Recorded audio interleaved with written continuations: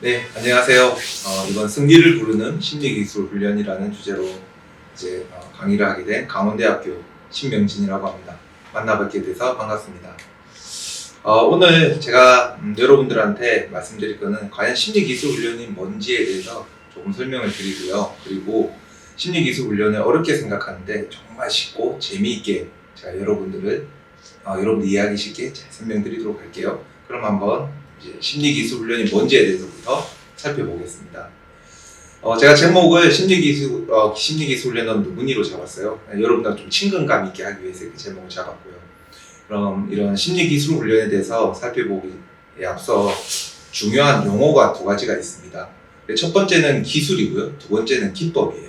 그럼 기술과 기법에 대해서 한번 살펴보죠. 자, 여러분 기술은 어떤 게 기술일까요?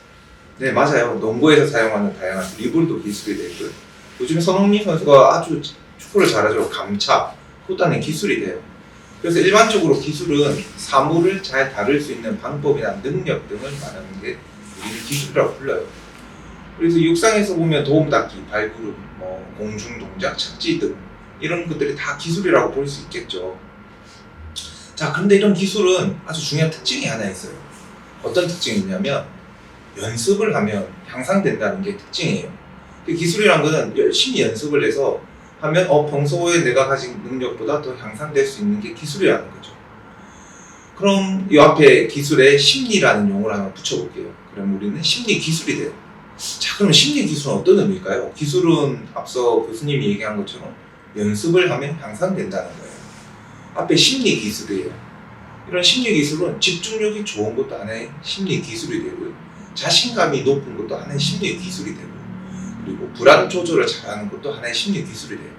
그럼 이런 심리 기술도 훈련을 하면 그렇죠, 향상된다는 게 보는 거예요. 자, 우리 많은 친구들이 심리 기술 이거 연습하면 되겠어? 그냥 타고난 거 아니야? 그게 절대 아니라는 거예요. 심리 기술이라는 것도 연습을 하면 얼마든지 향상될 수 있다는 겁니다. 아시겠죠?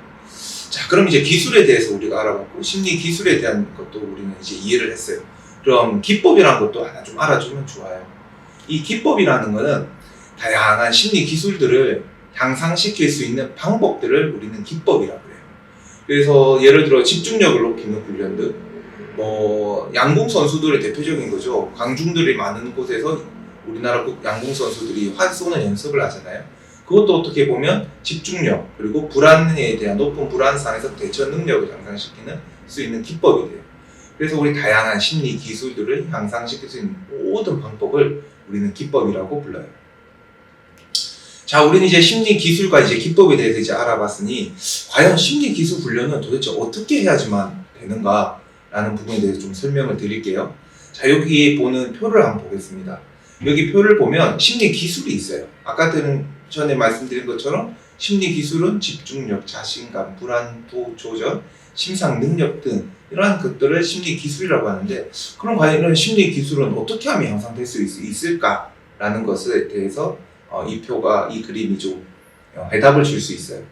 많은 친구들이 심리 기술을 하면 무슨 주사 한 대 딱 맞으면 금방 심리 기술이 좋아지겠지 이렇게 생각하는 친구들이 있는데, 그렇게 생각하시면 안 돼요.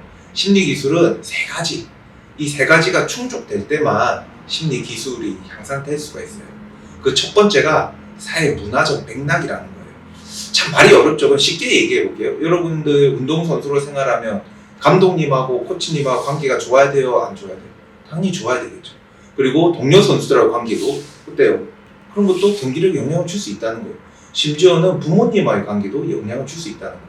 이 모든 게 사회 문화적 맥락이에요.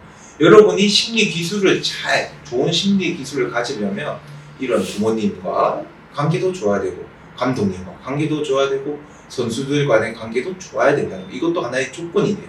아시겠죠? 자, 그럼 또 두 번째는 신체 훈련도 함께 이루어져야 된다는 거예요. 심리 기술을 한다고 해서 신체 훈련을 하지 않으면 이는 심리 기술이 좋아질 수가 없어요. 그러니까 열심히 감독님이나 코치님이 말씀하시는 그 방법대로 연습을 열심히 하셔야 돼요. 신체 훈련도 열심히 해야지만 심리 기술도 좋아진다는 거예요. 자, 그럼 마지막 세 번째는 일반적으로 스포츠 심리 상담사한테 받는 심리 상담이에요. 이 심리 상담도 함께 이루어지면 심리 기술도 좋아지는데 일반적으로 여러분들이 심리 상담을 좀 받기 힘들잖아요, 그죠? 그럼 오늘 배우는 이 영상들을 통해서 몇 가지 심리 기법들을 말씀드릴 거예요. 상담사들이 하는 것과 동일하게 한 본인 스스로 해본다면 여러분의 심리 기술을 향상에도 도움이 될 거예요. 자, 그럼 다시 정리해 봅시다. 여러분의 심리 기술, 집중력, 자신감, 불안 조절 등의 이러한 심리 기술을 높이려면 몇 가지가 필요하다고요? 3가지가 필요해요. 첫 번째는 감독님과 관계도 좋고 친구들 관계도 좋아야 된다는 거고요. 두 번째는 신체 훈련도 아주 열심히 해야 된다는 거고요. 마지막 3번째는 심리 기술과 관련된 다양한 상담과 기법에 대해서 여러분 공부를 하고 받아봐야 된다. 이 3가지가 충족될 때 여러분은 심리 기술이 향상되고 멘탈이 아주 강한 선수로 될 수가 있습니다. 아시겠죠? 자, 그리고 교수님이 조금씩 이제 이런 강연이나 수업을 하다 보면 이런 질문을 많이 받게 돼요. 과연 일반 심리학과 스포츠 심리학의 차이는 뭐가 있나요? 라는 질문이에요. 왜 이런 질문을 받게 되냐면 우리 선수들이 저는 심리 상담을 받고 싶은데 스포츠 심리 상담을 하시는 상담사한테 가는 게 좋은지 아니면 일반 심리학을 하시는 분들한테 가는 게 좋은지에 대한 그런 고민 때문에 아마도 이런 질문을 하는 것 같아요. 자, 이거는 교수님이 말한다고 해서 이게 100% 다 맞다는 건 아니에요. 근데 교수님이 얘기해 줄 수 있는 건 일반 심리학과 스포츠 심리학에 대한 관점의 차이를 한번 설명을 해보고 이거에 대한 정답을 조금 여러분 스스로 한번 찾아보세요. 일반 심리학과 스포츠 심리학의 가장 큰 차이는 경쟁 사항을 고려하느냐 안 하느냐의 차이로 볼 수 있어요. 스포츠 심리학은 경쟁 사항에서 선수들이 어떻게 하면 그런 경쟁 상황에서 최고의 수행력을 낼 수 있을지를 고민하는 학문이에요. 근데 일반 심리학은 그런 경쟁 상황보다는 좀 일반인들이 겪는 어려움들, 심리적 어려움이죠. 대인 공포증이나 고소 공포증, 폐쇄 공포증, 이러한 공포증을 가진 그런 경쟁 상황은 다르죠. 그런 쪽에서 인간의 마음을 치료하는 학문이라고 볼 수 있어요.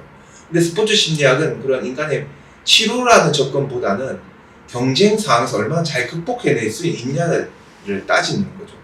근데 일반 심리학 같은 경우는 약간 우리 선수들이 가지는 경쟁상에 대한 고려가 좀 부족하다고 할 수 있어요. 그래서 만약 여러분들이 경쟁상에서 수행력을 최고 높이고 싶은 곳에 관심이 있다면 스포츠 심리학에 관심을 가지는 게 더 좋고요. 그게 아니라 내가 심리적으로 문제가 있다거나 너무 불안해서 잠을 못 잘 정도로 장애처럼 느껴진다거나 그러면 그건 어디로 가야 돼? 그럴 때는 일반 심리학에 가서 상담을 받는 게 좋다는 거예요.